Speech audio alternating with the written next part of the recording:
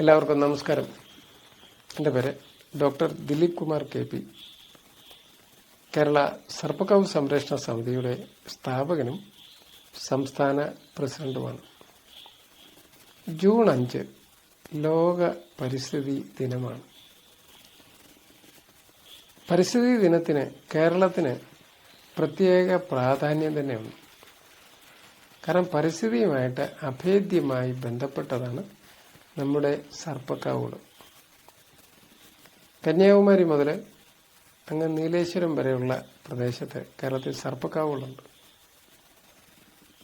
ഈ സർപ്പക്കാവുകൾ നമുക്ക് സംരക്ഷിക്കേണ്ട ആവശ്യകത എല്ലാവരും ഒന്ന് അറിഞ്ഞിരിക്കുന്നത് നല്ലതാണ്.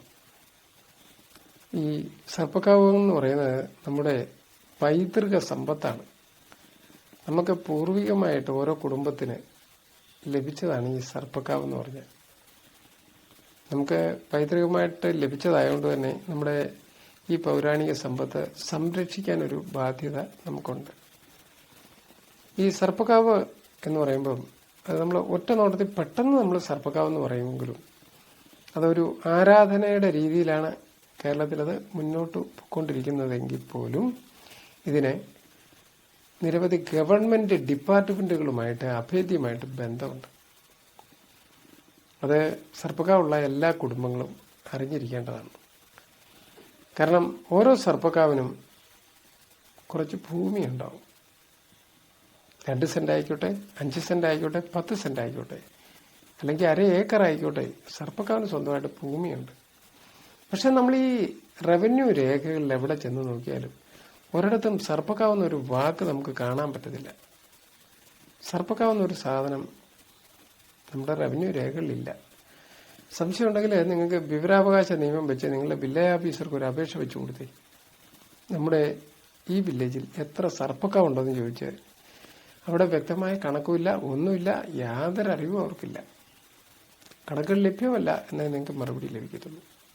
എന്തുകൊണ്ടാണ്? റവന്യൂ രേഖകളിലില്ല. നമ്മുടെ ഗവൺമെന്റിനോട് ആവശ്യപ്പെടുന്ന മെയിൻ ഒരു ആവശ്യം ഇത് തന്നെയാണ്. സർപ്പക്കാവുകള് നമ്മുടെ ഗവൺമെന്റ് രേഖകളിൽ ഉണ്ടാകണം. ഒരു പഞ്ചായത്തില് അല്ലെങ്കിൽ ഒരു വാർഡില് എത്ര സർപ്പക്കാവുണ്ടെന്ന് കൃത്യമായിട്ട് കണക്കുണ്ടാകും. അതിന് വ്യക്തമായിട്ട് സർവേ ഒക്കെ എടുക്കേണ്ടതാണ്. അപ്പം ഇതെല്ലാം നമ്മളുടെ ആവശ്യങ്ങളാണ്. കൃത്യമായിട്ടൊരു കണക്കുണ്ടാകണം സർപ്പക്കാവ്. അതിന് റവന്യൂ ഭൂമി എത്രയുണ്ടെന്ന് നമുക്ക് കൃത്യമായിട്ട് അറിയേണ്ടതുണ്ട്. ഇപ്പോൾ ഒരു സർപ്പക്കാവിന് 5 സെന്റ് ഭൂമി ഉണ്ട് എന്ന് നമ്മൾ ആവറേജ് ആയിട്ട് വെക്കുക. കേരളത്തിൽ 3000-ഓളം സർപ്പക്കാവുകൾ ഉണ്ടായിരുന്നു. ഇപ്പം എത്ര ഉണ്ടെന്ന് അറിയത്തില്ല, 2000 താഴെ കാണും. കാവ് മാറ്റൽ എന്ന് പറയുന്ന ഏറ്റവും വലിയ ആധ്യാത്മിക തട്ടിപ്പ് നടന്ന ഒരു നാടാണ് കേരളം. കാവുമാറ്റത്തിനെ ഞാൻ വിളിക്കുന്ന ആധ്യാത്മിക തട്ടിപ്പെന്ന.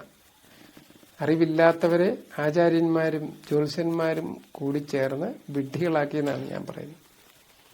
കാരണം ഇത്രയും പ്രാധാന്യമുള്ളൊരു സാധനമാണ് നമ്മൾ ഈ കാവുമാറ്റൽ നടത്തി ഇല്ലാതാക്കിയത് എന്നാണ്. ഇനി അപ്പോൾ സർപ്പക്കാവിന് ഗവൺമെന്റ് ഡിപ്പാർട്ട്മെന്റിലെ റവന്യൂ ഡിപ്പാർട്ട്മെന്റുമായിട്ട് അഭേദ്യമായിട്ട് ബന്ധമുണ്ട്. ഇനി സർപ്പക്കാവിന് സ്വന്തമായിട്ട് ഭൂമിയുണ്ട്. സർപ്പക്കാവിലിരിക്കുന്നത് പുരാവസ്തുക്കളായ വിഗ്രഹങ്ങളാണ്. പുരാവസ്തുക്കളായ വിഗ്രഹങ്ങളാണ് സർപ്പക്കാവിൽ നമ്മൾ വെച്ച് ആരാധിച്ചുകൊണ്ടിരിക്കുന്നത്. പുരാവസ്തു വകുപ്പിന് ഈ സർപ്പക്കാവുമായിട്ട് അഭേദ്യമായിട്ട് ബന്ധമുണ്ട്. 1000 വർഷത്തിലധികം പഴക്കമുള്ള വിഗ്രഹങ്ങളാണ് ഓരോ സർപ്പക്കാവിലിരിക്കുന്നത്. ഇന്നുണ്ടാക്കിക്കൊണ്ടിരുന്ന പുതിയ സർപ്പക്കാവിലെ കാര്യമല്ല ഞാൻ പറയുന്നത്. നമുക്ക് പൈതൃകമായിട്ട് ലഭിച്ച പണ്ടത്തെ സർപ്പക്കാവുകൾ, ആ സർപ്പക്കാവിലിരിക്കുന്ന വിഗ്രഹങ്ങൾക്കെല്ലാം നമ്മൾ ക്ഷേത്ര സംസ്കാരം കടന്നു വരുന്നതിന് മുമ്പും ഈ സർപ്പാരാധന ഉണ്ടായിരുന്നു, സർപ്പക്കാവുകളും ഉണ്ടായിരുന്നു. അതൊക്കെ ആ കാലഘട്ടത്തിൽ ഒരു ജാതി തന്നെ സർപ്പക്കാവ് കേന്ദ്രമായിട്ട് ഉണ്ടായിട്ടില്ലേ. പുള്ളുവൻ എന്ന് പറയുന്ന ഒരു ജാതി സർപ്പക്കാവുമായിട്ട് ബന്ധപ്പെട്ടുണ്ടായതാണ്. അതിൻ്റെ അർത്ഥം എത്രയോ പഴക്കം കാണും ഓരോ സർപ്പക്കാവിനും ഓർത്ത് നോക്കി. ഈ ജാതി സമ്പ്രദായമൊക്കെ ഉണ്ടായി വരുന്ന ആ കാലഘട്ടത്തിൽ, അത്രയും പുരാതനമായ കാലഘട്ടത്തിൽ സർപ്പക്കാവുണ്ട്. ഈ സർപ്പക്കാവിൽ നമ്മൾ സർപ്പം തുള്ളല്, സർപ്പം പാട്ട്, നാവോറ് പാട്ട്, നൂറും പാലും, ഒത്തിരി സർപ്പക്കാവുമായിട്ട് ബന്ധപ്പെട്ട നിരവധി ചടങ്ങുകളുണ്ട്. സർപ്പം തുള്ളൽ, കളവെഴുത്തുപാട്ട്, എന്തെല്ലാം ചടങ്ങുകളുണ്ടെന്നറിയോ സർപ്പക്കാവുമായിട്ട്. അതുകൊണ്ട് തന്നെ സാംസ്കാരിക വകുപ്പിന് സർപ്പക്കാവുമായിട്ട് അഭേദ്യമായിട്ട് ബന്ധമുണ്ട്. ഈ പുള്ളുവന്മാര് നല്ല കലാകാരന്മാരും കൂടിയാണ്. പുള്ളുവൻ പാട്ടെന്ന് പറഞ്ഞു കഴിഞ്ഞാൽ മനോഹരമാണ്. അതിനൊന്നും പകരം വെക്കാനായിട്ട് വേറെ ഒന്നുമില്ല. നമ്മുടെ കൺമുന്നിലുള്ള കലാകാരന്മാരായിട്ട് നമ്മൾ കണക്കൂട്ടുന്ന ആരെയാണ്? ഓട്ടംതുള്ളലുകാര്, കഥകളിക്കാര്, സിനിമാ നടന്മാരെയൊക്കെയാണ് നമ്മൾ ഏറ്റവും വലിയ കലാകാരന്മാരാന്നല്ല. നമുക്ക് പൗരാണികമായിട്ട് ഉണ്ടായി വന്ന കലാരൂപമാണ് ഈ സർപ്പം പാട്ടും സർപ്പം തുള്ളലും. എല്ലാ ആധ്യാത്മികതയിലൂടെ നമ്മുടെ സംസ്കാരം കാത്തു സൂക്ഷിക്കുന്ന ഒരു സംഭവമാണത്. അപ്പം അതുകൊണ്ട് സാംസ്കാരിക വകുപ്പിന് സർപ്പക്കാവുമായിട്ട് ബന്ധമുണ്ട്. അതുപോലെ തന്നെ സർപ്പം എന്ന് പറഞ്ഞാലേ, പാമ്പെന്ന് പറഞ്ഞാലേ വന്യമൃഗമാണ് അല്ലേ? പാമ്പുകൾ വന്യമൃഗമാണ്.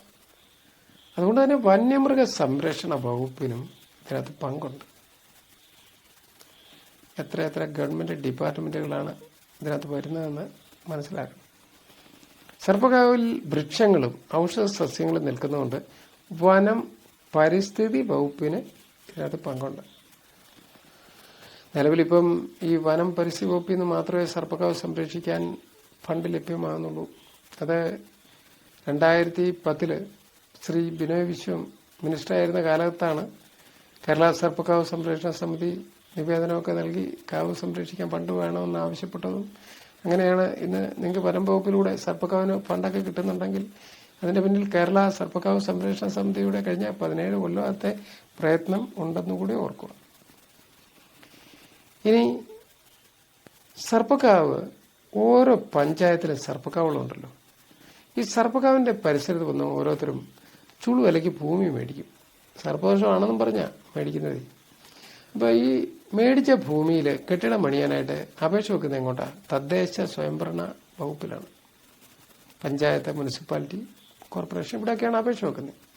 സാധാരണ നമ്മൾ ഒരു വീട് പണിയണമെങ്കിൽ അതിരിൽ നിന്നും 1 മീറ്റർ മാറ്റി വീട് പണിയുകയാണ്. അതിന് സാങ്ഷനും തദ്ദേശ സ്വയംഭരണ വകുപ്പ് കൊടുക്കാറുണ്ട്.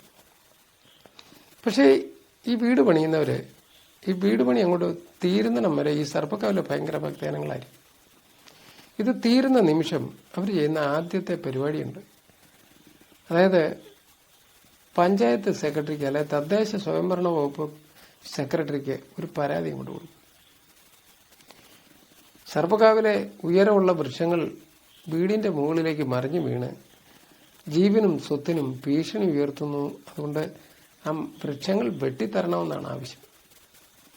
കേരളത്തിലെമ്പാടും ഇത് നടക്കുന്നുണ്ട്. എന്തിന്? നമ്മുടെ ജനപ്രതിനിധികൾ വരെ നമ്മളോട് റെക്കമെൻഡ് ചെയ്യും ആ വൃക്ഷം വെട്ടിമാറ്റി കൊടുക്കാൻ.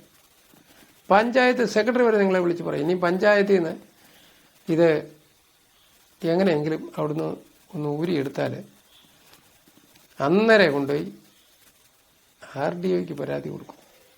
സർപ്പക്കാവിൽ വീട് പ്രായമുള്ളവരുണ്ട്, വല്യച്ഛനുണ്ട്, മുത്തച്ഛനുണ്ട്, പ്രസവിച്ച് കിടക്കുന്ന മോളുണ്ട്. ഇവരുടെയൊക്കെ വീടിന്റെ മണ്ടയിലോട്ട് മരം വീണാലത്തെ സ്ഥിതി എന്തുവാ? നമ്മുടെ നാട്ടിലുള്ള ജനപ്രതിനിധികൾ സർപ്പക്കാവുള്ള കുടുംബക്കാരെ വിളിച്ച് പറയും, നിങ്ങൾക്ക് അതൊക്കെ വെട്ടിമാറ്റി കൊടുത്താൽ എന്നാ? ഒരു പാവപ്പെട്ട കുടുംബമല്ലേ അവിടെ താമസിക്കും. ഇതൊക്കെ കണ്ടേച്ചാ അവിടെ വീട് വെച്ചതെന്ന് ഓർക്കണം. ഇതൊക്കെ അവിടെ സർപ്പക്കാവാണെന്ന് അറിഞ്ഞിട്ടാ കീഴെ കൊണ്ട വീട് വെച്ചത്. ഇതിന് സാങ്ഷൻ കൊടുത്താരാ? തദ്ദേശ സ്വയംഭരണ വകുപ്പാണ്. നമ്മൾ ഗവൺമെന്റിനോട് ആവശ്യപ്പെട്ടിട്ടുണ്ട് ഒരു 15 മീറ്റർ ചുറ്റളവ് സർപ്പക്കാവിന് ചുറ്റുമുള്ളത്. നിലവിലുള്ള കെട്ടിടങ്ങളൊക്കെ അവിടെ ഇരിക്കട്ടെ, പക്ഷെ ഇനിയുള്ള കാലത്ത് ഒരു 15 മീറ്റർ ചുറ്റളവ് അത് പരിസ്ഥിതി ലോല പ്രദേശമായിട്ട് പ്രഖ്യാപിക്കുകയും അവിടെ നിർമ്മാണ പ്രവർത്തനങ്ങളും അതുപോലെ ഈ ഇറിഗേഷനോ ഒന്നും നടക്കാതിരിക്കാനായിട്ട് ശ്രദ്ധിക്കണം. ഇതൊക്കെ നമ്മളുടെ ആവശ്യങ്ങളാണ്. ഇപ്പം നിങ്ങൾക്ക് കാണാം, ജൂൺ 5-ന് പരിസ്ഥിതി സംരക്ഷണം എന്നും പറഞ്ഞ് ലോകത്തുള്ള സകല ജനപ്രതിനിധികളും ഇറങ്ങും. പഞ്ചായത്ത് മെമ്പറും സെക്രട്ടറി എല്ലാവരും ഇറങ്ങും. എല്ലാവരും പരിസ്ഥിതി സംരക്ഷണം പ്രസംഗത്തിൽ മാത്രമേ ഉള്ളൂ എന്നുള്ളൂ. കാരണം നമ്മുടെ സർപ്പക്കാവുകളൊക്കെ നശിപ്പിക്കാൻ കാരണം ഇത്രയും ഗവൺമെന്റ് ഡിപ്പാർട്ട്മെന്റുകൾ ഉണർന്ന് പ്രവർത്തിക്കാത്തത് കൊണ്ടാണ്. സർപ്പക്കാവ് സംരക്ഷിക്കണമെന്ന് ലോക പരിസ്ഥിതി ദിനത്തിന് നമ്മൾ പ്രസംഗിച്ചാൽ മതിയോ? അതിനു വേണ്ടിയിട്ടുള്ള നിയമ നടപടികൾ ഗവൺമെന്റിന്റെ ഭാഗത്തു നിന്നും ഉണ്ടാകേണ്ടതുണ്ട്. വ്യക്തമായ നിയമങ്ങളില്ലാത്തതുകൊണ്ടാണ് ഇതൊക്കെ നശിപ്പിക്കുന്നത്. നമുക്ക് ഫണ്ടിനെ കഴിഞ്ഞ് കൂടുതൽ വേണ്ടത് ഇത് വ്യക്തമായ നിയമങ്ങളാണ്.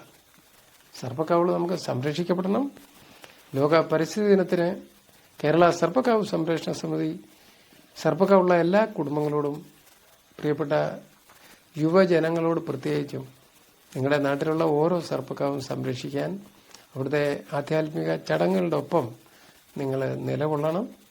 നമുക്ക് പരിസ്ഥിതി സംരക്ഷണം നമ്മുടെ ജീവിതത്തിന്റെ ഭാഗമാകണം. നമ്മുടെ പൂർവികർ നമുക്ക് വേണ്ടി ഉണ്ടാക്കി തന്ന ഇത്രയും വിശാലമായ കാഴ്ചപ്പാടുള്ള സർപ്പക്കാവ് ലോക സംരക്ഷണാർത്ഥം നമുക്ക് നിലനിർത്താൻ എല്ലാവരുടെയും സഹായം അഭ്യർത്ഥിക്കുന്നു. എല്ലാവർക്കും നന്ദി, നമസ്കാരം.